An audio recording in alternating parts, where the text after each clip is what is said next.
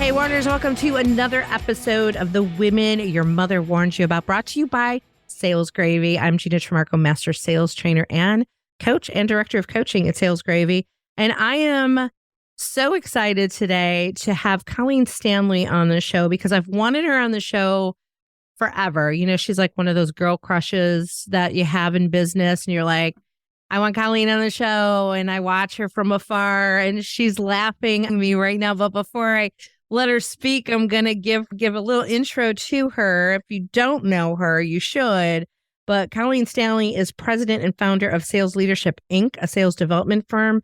She's the author of 2 books, Emotional Intelligence for Sales Success, now published in 8 languages. And I know she was in Italy with Jeb recently, and I want to hear all about that.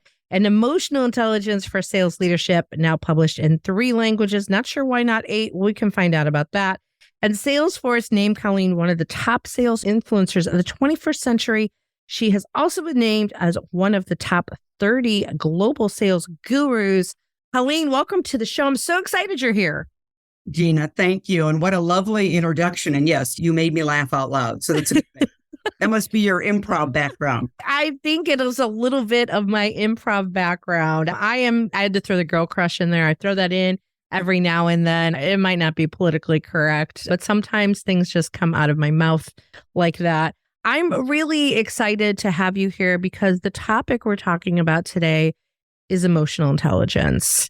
And it is something that it's like one of my favorite things to talk about because in the improv world, what I have noticed over the years is we talk about emotional intelligence, but we don't really necessarily talk about how to increase our ability to be emotionally intelligent. And several years I coined the term improvised intelligence, taking improv and using the techniques of improv to actually improve emotional intelligence. I'm just going to whet your appetite with that.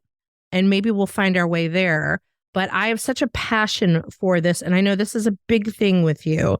So I just want to jump into this EQ thing because I love it so much. I'm trying to think of where we should start with it. But why don't we start with, your take on emotional intelligence and maybe give some examples of how emotional intelligence affects sales. Sure. And so I would say more of the textbook definition. And there are many out there, but it's really recognizing the emotions you're feeling, also the emotions others are feeling, how that affects how you show up can affect others, and really, ultimately, the actions you take or don't take. And you made an interesting point, or I think a reference to where I think the reason sometimes people don't understand emotional intelligence is it's not taught in a practical way. It sounds very theoretical, esoteric. So let me give you a couple of practical examples from the sales process. So we've all heard, and you are a master coach, to have salespeople ask more questions and salespeople write it down. They think it's something, wow, this is great. And yet, how many years later are we still talking about the same thing, right? People talking too much and too soon, too often. And so it might be lack of literally a good questioning model, but a lot of times it's impulse control or lack of awareness. And impulse control is when you hear a buying signal and in your desire to help that prospect or customer, you jump in with a solution. And so it literally could be becoming more aware of when you get triggered by wanting to solve rather than continue listening. So it's kind of marrying the 2 concepts, hard skills and soft skills. The other one I would say, Gina, that people can relate pretty quickly is, negotiation skills. And I know your company has a great book on that. And so when you study negotiation skills, those could be couched as hard skills. And yet everyone that teaches negotiation will talk about emotion management because, good negotiators negotiate. They might lob a proven tactic. And if you're not able to remain stable and not get emotionally triggered, you will not apply any of the concession strategies, counter strategies, or remain stable. So that's kind of a practical way of looking at the soft skills really help support the execution of the right selling behaviors. Tell me more about what you mean by knowing and doing gap. Well, that's where, if you look at it, there are so many great sales books out there, and I encourage everyone to read all of them because different teachers will speak to you in a different way. However, after you've read the material, studied the material, maybe role played it, I bet in all your years of watching hundreds of practice sets or role plays, you're seeing people that know what to do and they still don't do it. So let's use a really easy one. Everyone's been taught to get a clear next step on the calendar with a qualified prospect. Okay. But a prospect might say something like, give me a call in 2 weeks. Let's talk in 2 weeks. And the salesperson lacks the assertiveness to say, you know what? I don't have a couple weeks on my calendar, but I do have next Thursday at 2:00. So sometimes you could say, well, that's lack of a selling skill.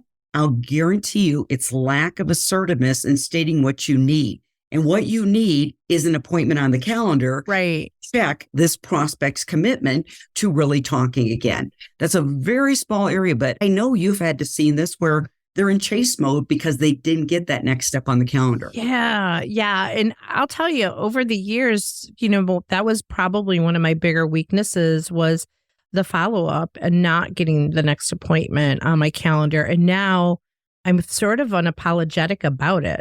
Like my style with it is, hey, I'm in sales and I have to get something on my calendar. Right. And I'm usually selling in the sales space. So salespeople can, right. I can talk to a salesperson that way. But even if they're not a salesperson, if I'm selling to somebody else, my approach is, this is what you would get working with us. Like I'm modeling this for you, that this is what we do. We get the next step. And so I think for me, it's been about having the confidence to do it, to not feel uncomfortable. Do you think people don't ask for that next step? Well, when people aren't able to bring their assertiveness muscle to the conversation, they engage in what I call passive aggressive type of selling. They go along to get along. Mm-hmm. Now, with that, I would contend there's a belief system going on there, which needs some self-awareness. Oh, I don't want to look pushy. I don't want to look desperate. So they go along to get along for a variety of reasons. And so it's literally not being able to hold that assertiveness muscle. And actually, I would flip this a little bit too, because I know you've been in sales a long time and been very successful. There are times you don't need a next step. And it is okay to disqualify the opportunity and say something like, Gina, we've had a great conversation today, but based on our conversation, I'm not seeing a clear reason for a next step. What am I missing? Ooh. So assertiveness is also a huge skill in disqualifying opportunities that are never going to go anywhere. They're going to end up in what we refer to as a practice proposal. So that could be a talk track, like what we just demonstrated. Yeah. Yeah. But the assertiveness is what allows you to say the right talk track, the right things, the right way, the right place. Yeah. Mm-hmm. If you don't mind, I want to dive into this a little bit deeper, because I think there are some listeners right now who are like, what? You just said I'm supposed to say that to them? What would be your advice on that? Because I can just hear listeners right now. I have definitely given that talk track of like, I don't see where we can be a solution for you. Or today I had a really candid conversation with someone. It was a stalled deal. I went through all my stalled deals and I'm like, is there any of these that I can resurrect? So I went through that in the beginning of the year and got back on another call with someone today. But prior to that, they had sent me all this information, like, here are the things that have changed. This is what we're doing. We want you to be aware of it. And he's an internal coach for me in that organization. So it's super helpful. But he's like, we're doing this and we're talking to 3 other trainers. And I'm like, oh gosh, here we go. And I got on the phone with him and said, I'm going to be really honest with you. What's it going to take to be vendor of choice here? Because I don't want to go through this process. What needs to stand out? Right. And I felt really gutsy doing that. But at the same time, I felt like I was owning the process of, I'm not going to waste time with this. Well, absolutely. And I think what's at play here is years of selling, which have made you wise. But there's another skill that you brought up here. You were assertive. Now, you were being very nice. So you weren't being aggressive and doing weird. Right. You get real weird. And but the other thing is you were applying another EQ skill called reality testing. Ooh. The reality is you have probably conducted a number of win-loss analysis and you've seen patterns and trends. Yes. Of where, you know what?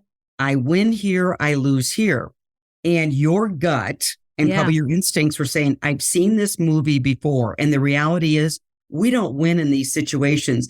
And if we do win, it's a pain in the neck engagement. That's been my experience. So I don't need any more pain in the necks. I'm over 60. We got enough, we got enough stretching going on. And so that's what strikes me as what was going on. I love that. I haven't heard that, the reality testing. I think you're so bang on, because I couldn't wrap my head around this one. I'm like, why? Because you're right. I've seen the movie. You ate the popcorn. Yeah. And I had such a rapport with this guy too, that I felt like I could tell him this. I said, I don't win these deals.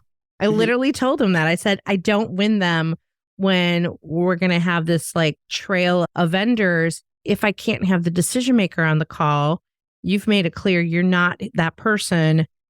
I need those people on the call. There you go. Before I can do any more work on this.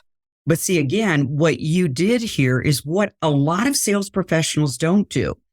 They're not slowing down to speed up. And that's not my term. I can't remember who I need to give credit to. But basically, informal win-losses analysis every quarter. You will see the trends. And the trends can be, this movie has a happy ending, this one does not. And so because you've done some analysis, that's what allows you to be assertive. You're not guessing anymore. You don't have FOMO, fear of missing out on something. You're basing this on reality. Yeah. But let's dig into the win-loss analysis.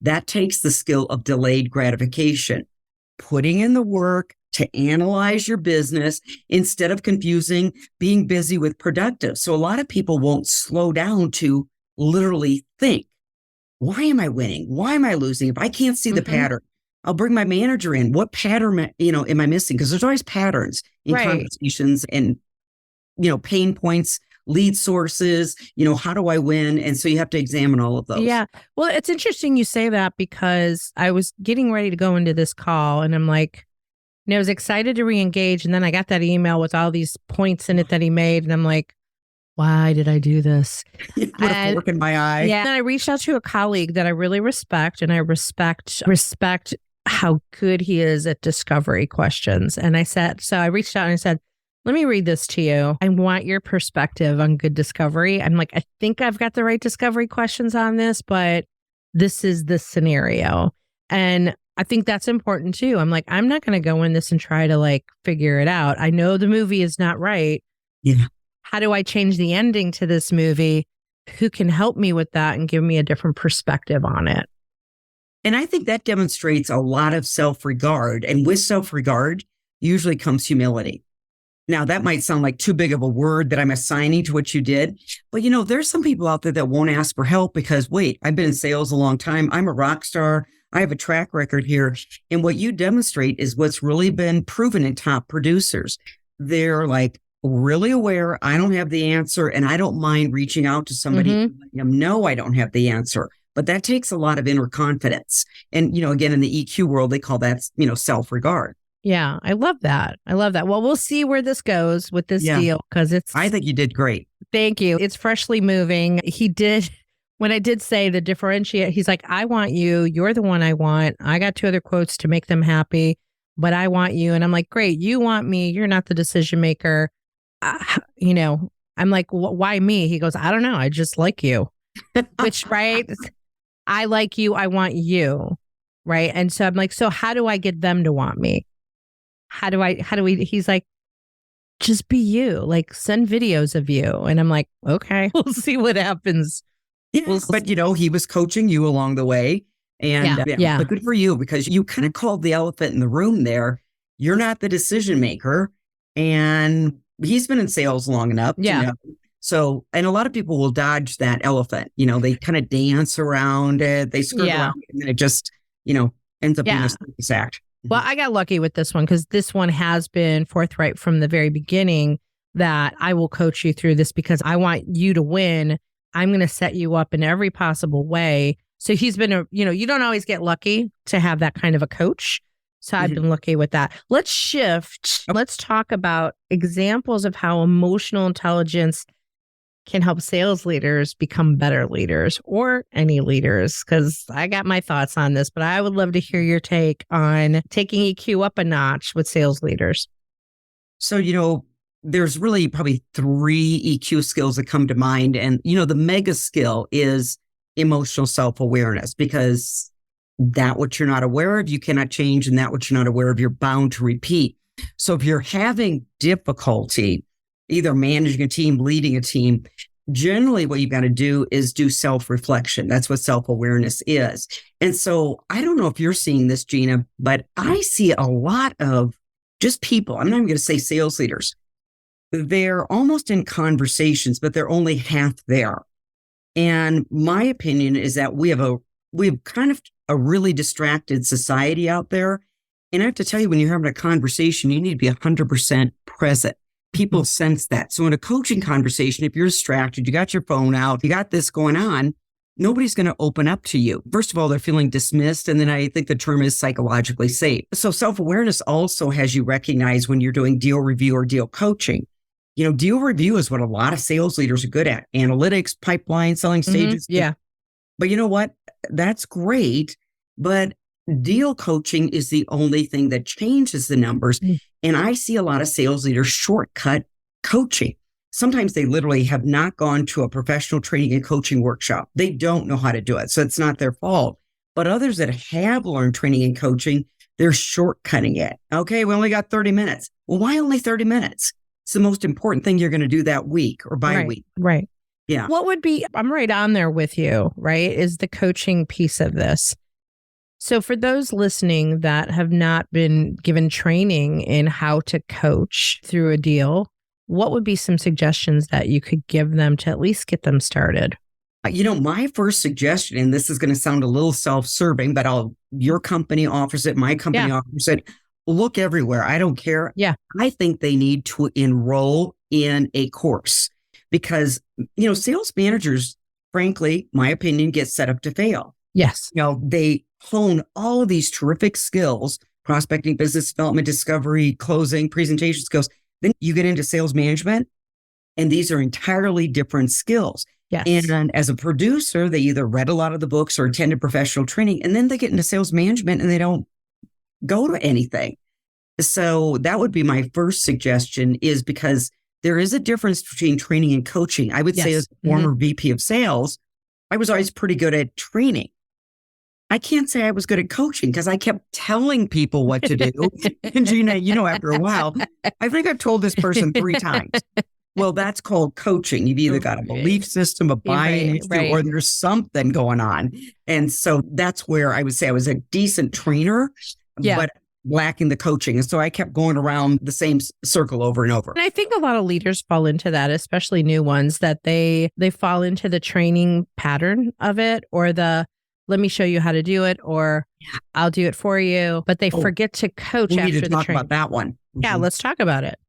Well, what happens, this is where self-awareness is important, and delayed gratification. They call it the chief revenue officer. Well, most of these people turn into the chief rescue officer because what happens, as people are learning new skill sets, sometimes they get worse before they get better because, they don't have the number of reps in. So the leader starts getting nervous that we're going to lose this deal. So they keep jumping in, and they're not aware that you're actually teaching something called learned helplessness. I'm good, but I'm not good enough. And so what they get into that quandary of is you can't scale the company because one top dog, and I don't care if it's top producer, sales manager, can't scale a company. So they turn into chief rescue officers, and some kind of like that hero position as well. So you got to be aware of that. Is why do I like being the hero instead of making heroes? I was just going to ask you that. What is your take on that? Why do you think they put themselves in the rescuer role? Well, the payoff is I'm indispensable. So again, you have to have that self-awareness. I'm indispensable. People need me. And so that's not a great way to scale a company. The other one, this is where delayed gratification comes in, is understanding that mastery of skills can take anywhere from 18 days to 254 days. So they get frustrated that they're not learning the skill fast enough. But, the problem is it's not, and I think James Clear gets credit for this, the author of Atomic Habits. He said, don't ask how long it's going to take, how often. Because as a manager, it's the reps. Yeah. And if you do a consistent cadence of reps, drill skill, practice sets, role plays, what if, and that's consistent, and then you have and you coach your team. Yeah. Now you've got to practice on your own. They're going to master it quicker. But it takes delayed gratification to coach, because sometimes you're like, serious? We're going to do this one more time. And but for some people, once they get there, unbelievable, but it takes them a little longer to get there. Yeah. So I know you've seen this. Yeah. And I've something along those lines. I've read this in one of Patrick Lencioni's books. And I think this applies because he talked about when it comes to communication as a leader, the phrase that I heard him speak at an event, and he said, repeat, repeat, repeat. And when I heard him say this, it was frustrating to me. This was quite some time ago. And as a leader at that time, I'm like, I don't want to keep repeating myself. Hear me the first time and do it.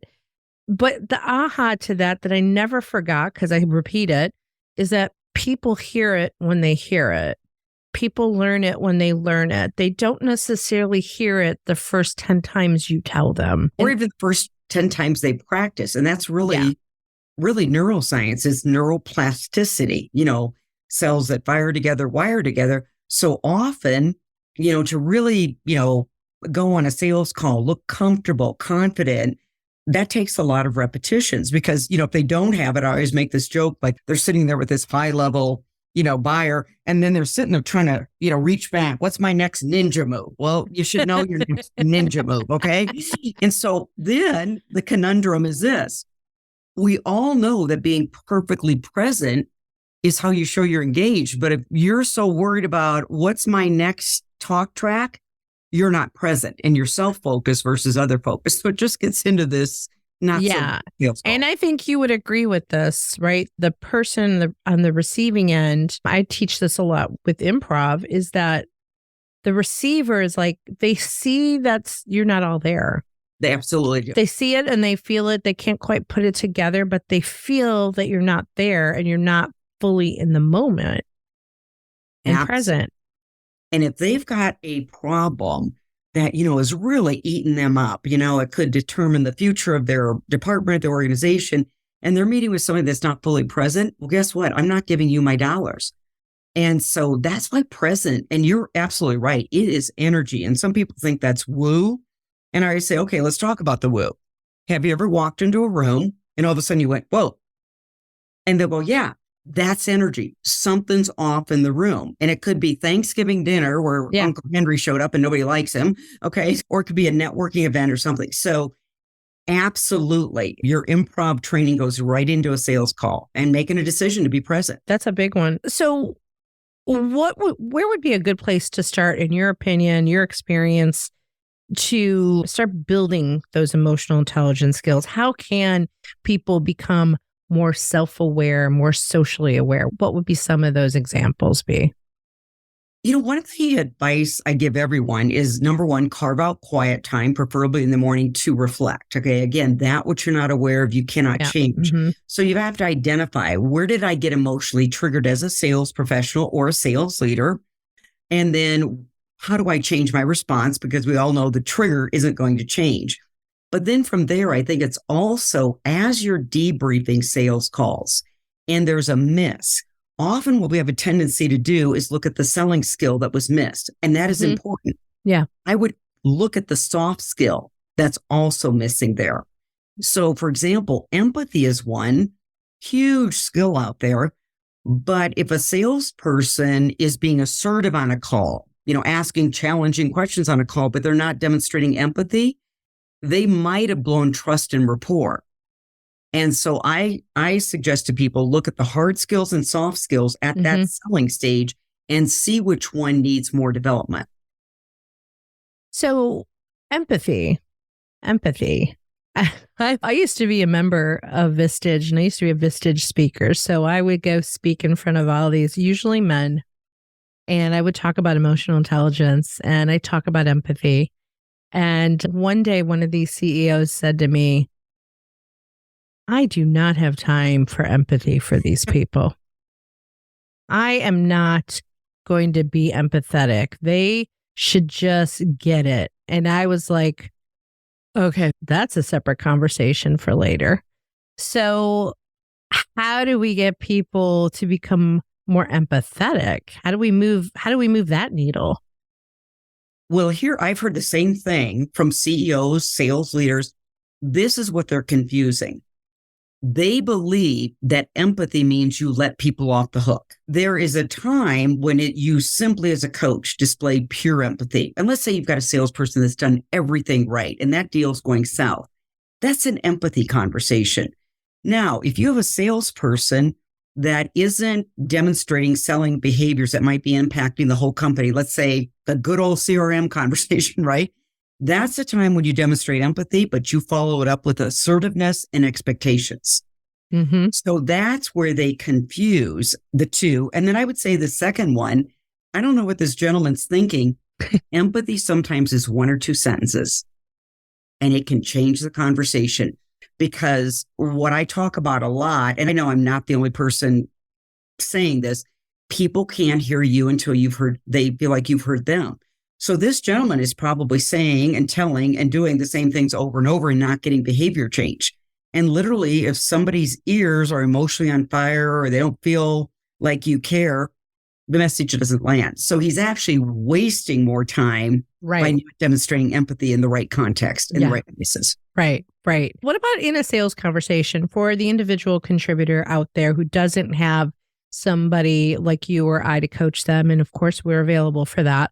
But if they don't have us for that, what is something that they could do to show or demonstrate empathy in a sales conversation that would make that prospect or client feel like you get them? Well, one thing I would say is that in the pre-call planning, and if they've identified a pain point, let's say they're getting ready to do the more discovery call, just stop and think, what's the day in the life like for this prospect? What's this pain affecting them? And that's where it takes thinking. And see, this is what people don't recognize.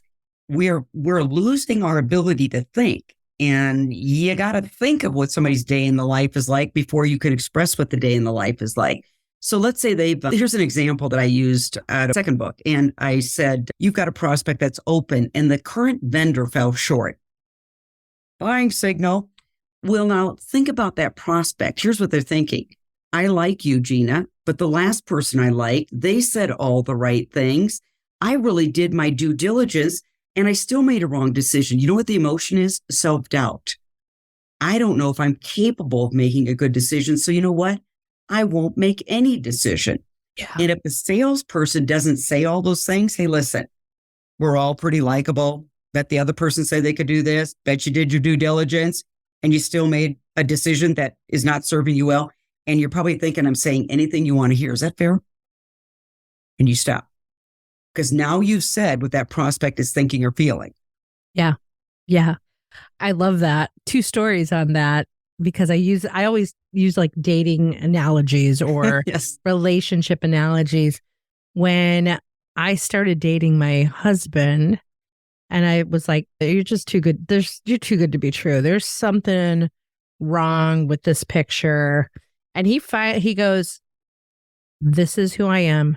This is what it is. If you can't accept that, you should just go. And I was like, whoa, okay. Right. And that, for some reason, that eliminated my fears because he just, he was assertive about it. But I always think about that in conversations in general. And this happened to me with a deal that who I thought was the authorized buyer who said, okay, let's go. Verbally signed off, get the agreement, sent the agreement. The CFO put a stop to it and the CFO wouldn't sign off on it. So I didn't realize that I missed the other buyer. And he was, kind of sent this nasty email to me about I want a guarantee that, I want a refund policy. I want all these things. And I was like, whoa. So of course my initial emotional reaction, right? That knee-jerk fight or flight, I was like, exactly. Right. And then I'm like, nope. And then maybe some sign language you were thinking about using. Exactly. I'm like, no. I picked up the phone. I called him and I said, hey, Scott, what's going on? Good for you. Right. And so, CFO type, right? We know it's a different kind of persona. But he went on like, well, we just want to guarantee, we want to make sure that this is going to work. And I said, he's like, we want a refund policy. I said, Scott, can't guarantee it because I can't guarantee the transference when I'm gone. I can't guarantee that your leaders are going to do their job. I can train them to it. I can coach them to it, but I can't guarantee it. Do you understand what I'm saying? It's like, that is what it is. I said, but what I will do is and before I got to that, he said, we've been burned before. There you go. Right? There's the backstory. Yep. Mm-hmm. So he gives me the backstory. So part of this story for everybody is do not do this over email. I'd never responded to him in an email. I stopped what I was doing. I picked up the phone. I called him. I let him talk. And when he said, we've been burned, I said, okay, I totally get it. I've heard this before. Not my first rodeo. I've seen this happen. And this is why all these years of training that I have been doing, this is what I've learned. I will stay at it to make sure that this training sticks as far as like through the process. If it's not working through the training process, we will change it. I will stay in touch. I will follow up. I will make sure you're getting what you need until you guys are happy. That's what I can do.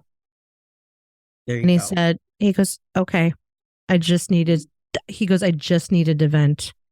Well, but you know what strikes me is what happened here is you had a sales ghost from the past show up. Yep.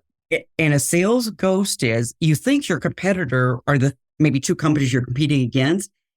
It may be a vendor from an entirely different industry for this CFO. I don't know. Yeah. That fell short on their promises. So now that ghost is showing up again and he's putting that persona on you.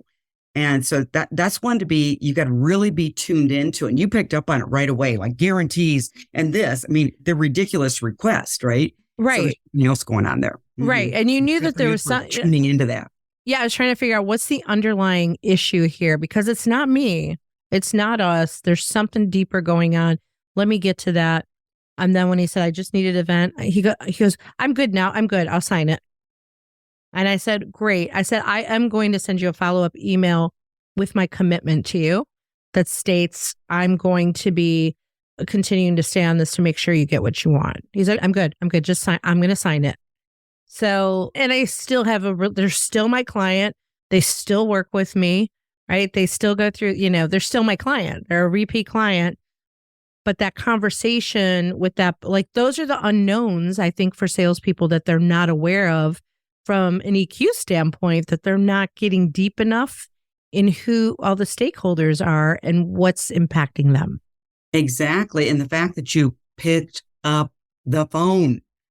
I mean, how many people would have this kind of going, oh, I don't want to have this conversation. I'm conflict avoidant.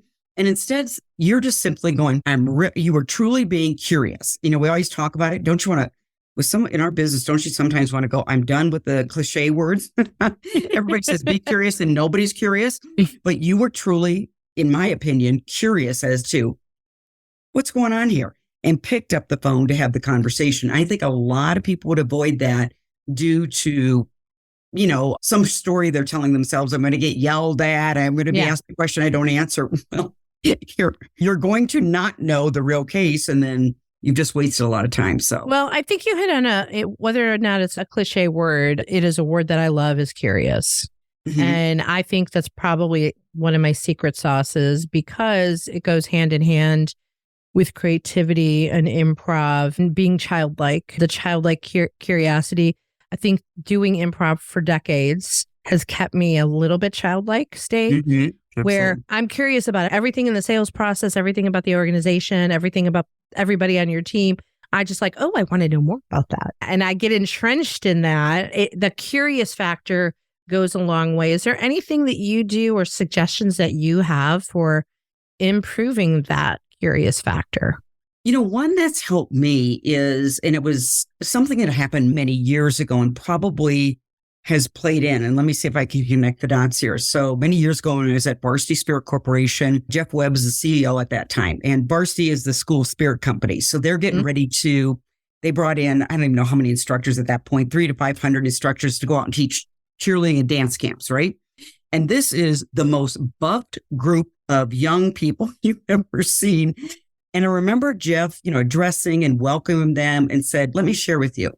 You're so excited right now to go out and teach 50 camps. I expect that same level of enthusiasm when it's your 50th camp, because for that child, that teenager, our customer, it's their first. And so I believe if you can always go in, this might be the first time this customer has talked about this particular problem. So that, I don't know why, and I don't know if that's a great example, but boy, it is a story that stuck with me for years. You got to show up like it's your first time. It is a great example. And thanks for bringing it up, because that triggers me that when I owned an improv comedy theater and I had a troupe of improv entertainers, they would get, we're doing shows without a script. We're doing shows based on audience reaction, audience suggestion. They give it, we take it, we do something with it. Think about that in the sales space. They would get so frustrated, like we do debrief at the end of the show, and they're like, if we get the suggestion of, because we live in a beach town, if we get the suggestion one more time of being on the beach or hang gliding, they give the same suggestions all the time. And I'm like, no, you just hear them all the time. It's the first time they're giving you the suggestion. It's the first time they've been to see us. It's their first time. I'm like, you guys just have to up the game every time you do it. Entertain yourself. Pretend it's the first time you're hearing it. But there's that boredom factor that I think sometimes we get restless with the repetition instead of accepting the fact that the repetition is actually pursuit of mastery. Absolutely. And here's been my experience, because, in our business, we're going to hear some of the same quote pain points, right? If you are truly patient, run your process, the impact is generally different, or there's some uniqueness in the impact of that very common sounding problem. And so I think that's where, if you can train yourself, this sounds similar, but the story is going to be highly different. Exactly. Or the goal or the outcome. Exactly. Yeah. The outcome especially. And better yet, hey, you're so good at taking this suggestion and running with it. Just do it a little bit better this time. Did you like the way you did it last time? That's how I up my game every time. Like, how do I do it better? You're out on the road, you're speaking, you're training, you're in front of people. I'm going to selfishly ask, like, what are some of your hacks to stay on top of your game and constantly improving at? I am a huge reader, and I not only read books around sales and business, but I read books on psychology. I read spiritual books. I read a variety of things, and it's amazing where I can get some of my teachings there. Yeah. So number one, I'm a huge reader, and I'm fortunate that I like reading. And whether you're listening on tape or reading, I like to mark it up and that. Yeah. The second thing is, after I do an engagement, then I debrief myself. This could be better. This could have. And so, for example, with some of our virtual training, Julie just found a new tool that when they come back from breakout rooms, the music's going to be a little bit clearer. It was still okay, but we were like, it's still kind of crackly. And so now we've got a new tool. So it's just constantly, I think, evaluating yourself, and then what went well. So with the recent keynote I had, I went, okay, that really landed. And I'm surprised that was the note that landed. And so I'm immediately doing a debrief after that. Okay. I just wanted to see if that was a technique that you did, because I do the same thing of doing that evaluation. And sometimes I'm like, can't find the answer for it. And this last time, if I do a full day with a company and, by 3:00, they're dragging, and I'm like, okay. And it's powerful all the way. And then I kept running into a rhythm of like, started to accept that this is what it's going to be at 3:00.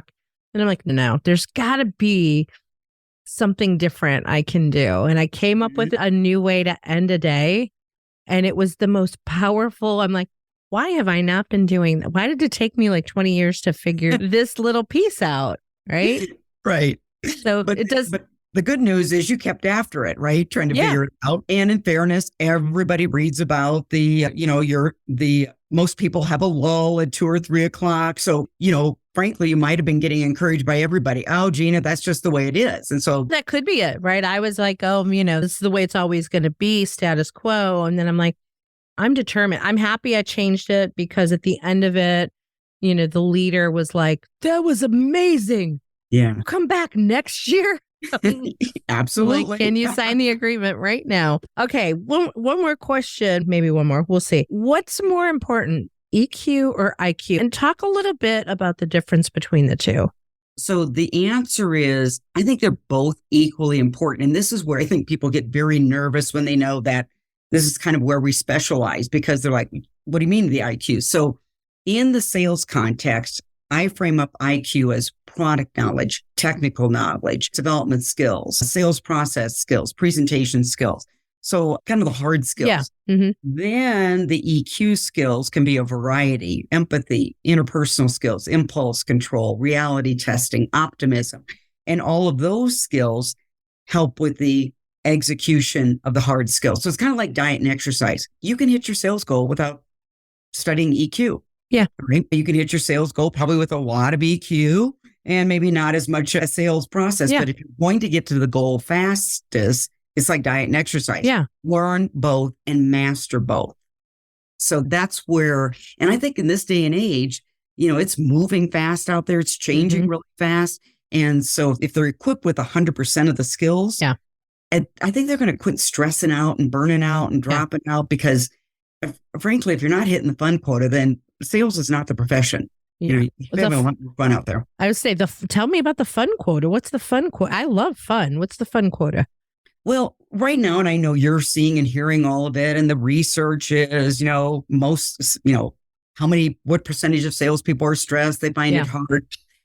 And I guess for me, after studying EQ for a long time, is stress is really caused by your perception of most things. Yeah. You really studied the experts on it. They've all got different themes, but adversity hits, and you will have two people that come out of adversity well and others that really get buried by it. And a lot of times it is their perspective on it. And so, sales is stressful, and so is life. And so if you just normalize it, raising children is going to be stressful. And then if you start putting in strategies, which is control what you can control. Yeah. Yeah. Yeah. It's funny. I'm part of a mastermind group of women, of successful women that are like high achievers. And we had one of our small group meetings today, and we're sharing the different challenges, talking about fear. If you could start or stop doing something, like how fear plays a part in that. But this woman in particular said, I'm having a pity party right now. And when I'm done, I'm going to leverage the adversity. There you go. And I was like, that is an awesome quote. Yeah. Going to have a pity party and leverage the adversity. Yes. And to add to that, when you study adversity, resilience, whatever umbrella you want to put it under, people have a core belief that manage adversity and stress well, there will be a gift in this. Absolutely. Adversity. I don't know when it's showing up. So that's the other thing, because you'll be sitting there going, okay, I'm not seeing the gift. You can show up anytime. Well, it sometimes doesn't show up for another year for a variety of reasons. But if you look back on your life, there are lots of gifts. And even like tough times, maybe the biggest thing it teaches you is compassion. Yeah. Since you're such a reader, have you read the book, A Beautiful Constraint? I have not, but I'm going to write it down. Put that on your list. This is one of my favorite books. I used to give these books out to clients. I would buy them as Christmas gifts, but it's along those lines of like, what is the constraint? What is the beauty in the constraint? So it's a really kind of different way to like shape your mindset around it. Yeah. And in this psychology world, they call it reframing. And so if you can reframe, wow, that was a tough sales call. You know what? Good. It's going to make me be a lot more grateful for my existing clients. Right? Or, okay. And then I think with tough sales calls, it's so easy to say, well, that was a jerk. She was a jerk. Okay. Was I prepared? What lesson did I get out of it? I was asked a question, and maybe you couldn't be prepared for the question. It just came out of nowhere, but at least you have the question to research. And then for your next call, you're better prepared. It could be even better. I say, going back to the fun quota, look at the fun with it. I treat everything like a puzzle or a riddle to solve. Like when I lose a deal, I lost a really big deal that I had to get multiple people involved with at the company because it was that big of a deal. And we lost the deal. And I'm like, I was determined and I was the lead on it. And I'm like, I'm going back in. And I'm like, I'm going back in. I love those words. I'm going back in. Going back. I'm like, and I reached out to the coach and I'm like, I need to know why we lost it so that I can do it better. Like, I want to know what did we miss? Just so I understand the decision-making process. And I was like what Jeb will call a rat on a Cheeto, that I wouldn't let go of it. And I got a visual. Yeah. And basically, what I found out was they had a criteria that they were following that I never uncovered in the discovery process. It was like a scoring system amongst vendors. So I don't know if I could have changed that any differently, but the point is, like, I didn't get frustrated with it. I just learned from it. I learned, which helped me in today's call. Right? When I got on today's call, that's what I was thinking about, was that deal I lost on that scale. And I'm like, right? And so, I don't know. Just But I give you credit here because it is so easy in life to do this. Well, they were just a stupid prospect, right? Right? Or, I don't know why I have the worst territory, what happened? And the fact is, you took accountability. And that's another thing that lowers stress. Is the more, now you can own it too much and there's own the right part of it. Yeah. But the fact that you owned it is why you're getting the lesson. Yeah. I'm like, I've lost it. I've accepted that. I'm good with that. I'm like, I want to up my game. Like, what didn't I uncover in the process so I do it better next time? Yeah. So I have one more comment on the fun quota. You just made me think of something. So right before the Christmas holidays, I gave a keynote to my former company, and it was great fun because I saw a few of the reps that I used to have on my sales team. And this cracked me up because the company's, much larger now. So when I was a VP of sales, I would make them play games at the national sales meeting. Love it. Love it. And they would all complain about the games and have a great time. So I saw 3 of them, and it was kind of back to back in the hallway high. All 3 said the same thing. Do you remember how you used to make us play those stupid games? And I started laughing. They go, that was so much fun. And I sometimes think sales organizations don't know how to have fun anymore. Yes. It's not your awards dinner. I just simply think there might be more thought around what is truly fun. And because all 3 of them said the same thing, and it was almost the same sentence. Yeah. Those stupid games, that was really fun. Yeah. Well, I think we've been conditioned to not have fun. I think there is a guilt factor where people feel like, A, we're not supposed to have fun, we're at work. B, I don't want to look silly, and because if I'm having fun, I don't look professional. And, I'm obviously big into the fun quota and the fun factor. Yeah. I revolve around fun because I feel like the learning is more retainable if you're actually having fun in the process. And next thing you know, you're like, oh my gosh. I do these let's just say I did a sales kickoff a couple weeks ago. I always do a debrief with the client the next week. We kind of just talk about what happened at the session. And this is the second time I've done their kickoff. And nice. He's like, they were so much more engaged this year. They were so much more talkative. They were so much more involved. Part of it, we can say they knew me a little bit better, but I also understood their industry better. And I've been coaching their leadership team for the past year, right? I got entrenched, but it was I'm always thinking progressively. How do I make it better for them? How do I make it more engaging for them and have them go through training that they don't realize that they're learning? Yes. Well, I think it was Bob Pike, has that big training program company. And when I went through their certification years ago, one of my notes that I continued to practice, and sounds like you have too, people learn best when they're having fun. Yes. Because I know I was very intense, as VP of sales, and my intent was good. Okay, we got to get through all this material. And you know what? When I kind of went to that training, I thought, okay, I need to lighten up a little bit. And yeah, that was a really good learning point for me. That people learn best when they're having fun. Well, I'll give you one little sneak peek how I ended this kickoff a few weeks ago. I wanted to give them the high energy at the end. So usually I do like a high energy thing in the beginning to wake them up. And I reversed it, and they were they're like, are we not gonna, I do a dance party. They're like, we're not doing a dance party? Like, that's how I would kick off. And I'm like, no, I thought I would do something different this year, get you guys into discussions. We're not going to do a dance party. I said, but the end might be different, right? So I created the anticipation for them. So at the end of their day, they had to take everything that they learned, but then find a way to play it back to the group. So in groups, they took the content and turned that content that they learned into movie trailers. Love it. Love it. Live movie trailers that they had to perform that were examples of how they do business with their customers. And so they all had to play a role. They had to get creative. They had to figure out their props. They had to have a voiceover, coming soon to theater.